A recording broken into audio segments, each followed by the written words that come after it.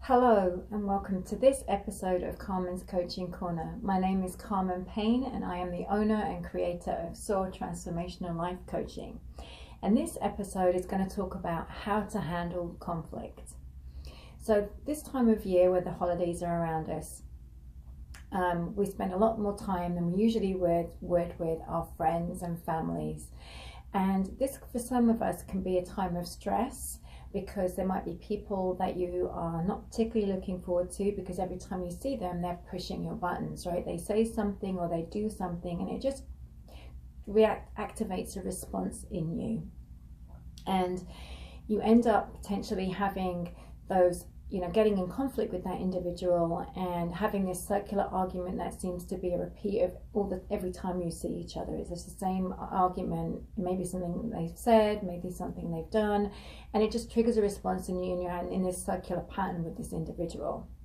Well, I'm going to share a 4-step process in order for you to be prepared the next time that you see that individual and manage that conflict better, or actually even eliminate it, put a spanner in the works, so to speak.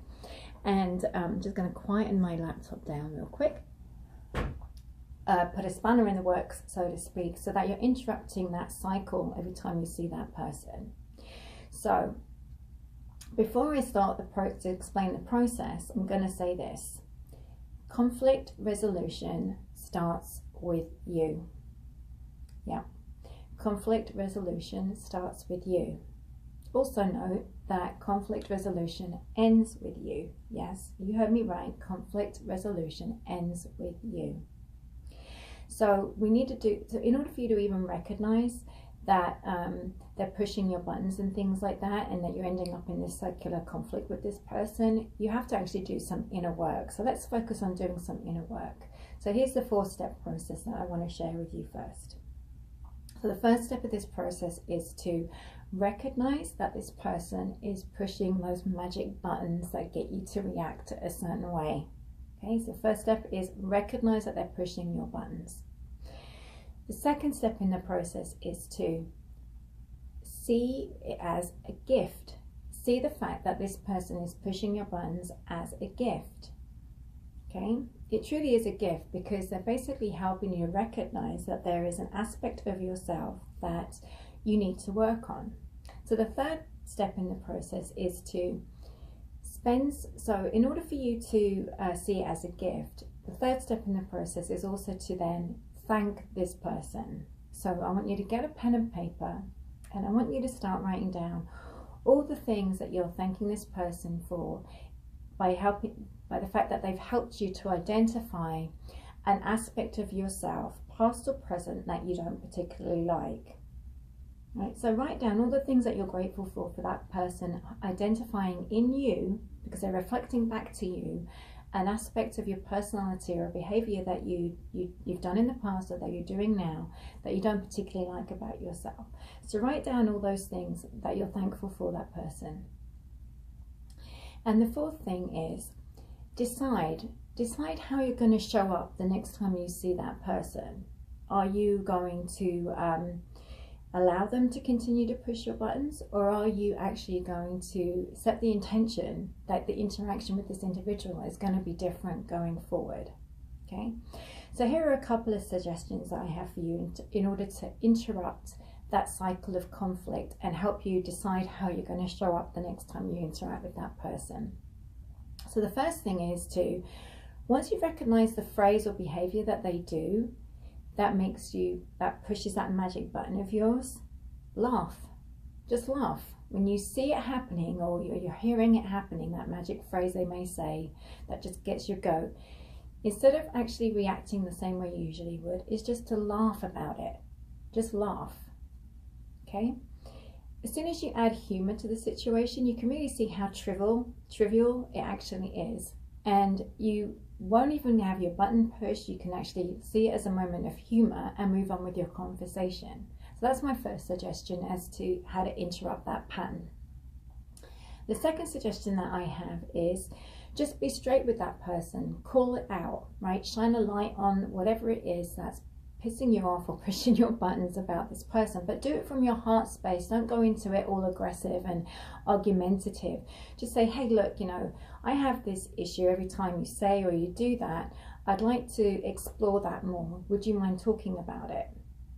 And just and ask them outright, what is it? Why is it that they're doing what they're doing? And just instead of sitting there and just listening to them but not really listening to them, and thinking about what you're going to say in your defense as they're explaining to you why they do what they do, I want you to actually listen. I don't want to have any other thoughts in your head. I just want you to listen to what they have to say. You ask them to explain, so do them the courtesy and just listen. And as you're listening, just continue to be in curious mode, right?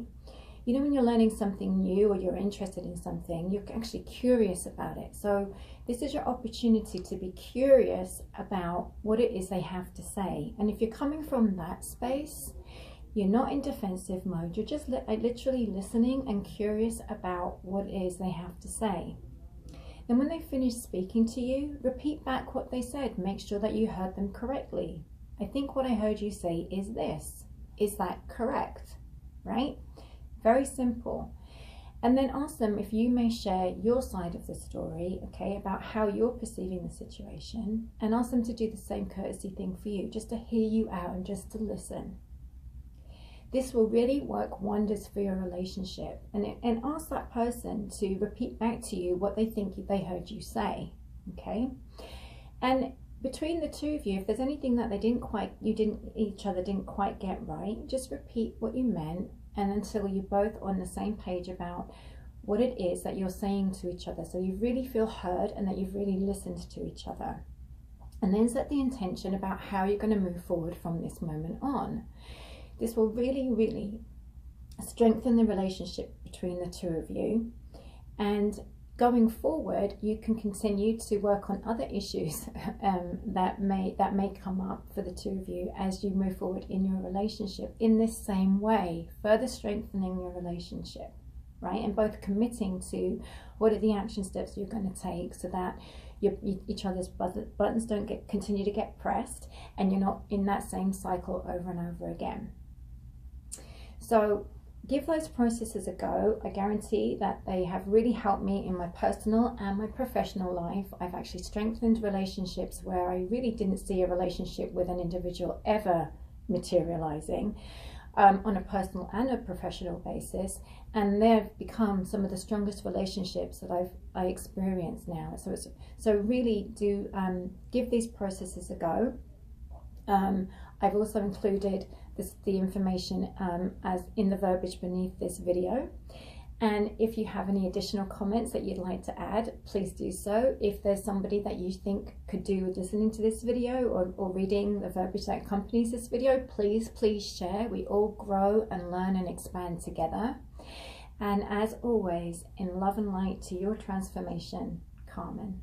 To get started, please call or email me or schedule an appointment on my website.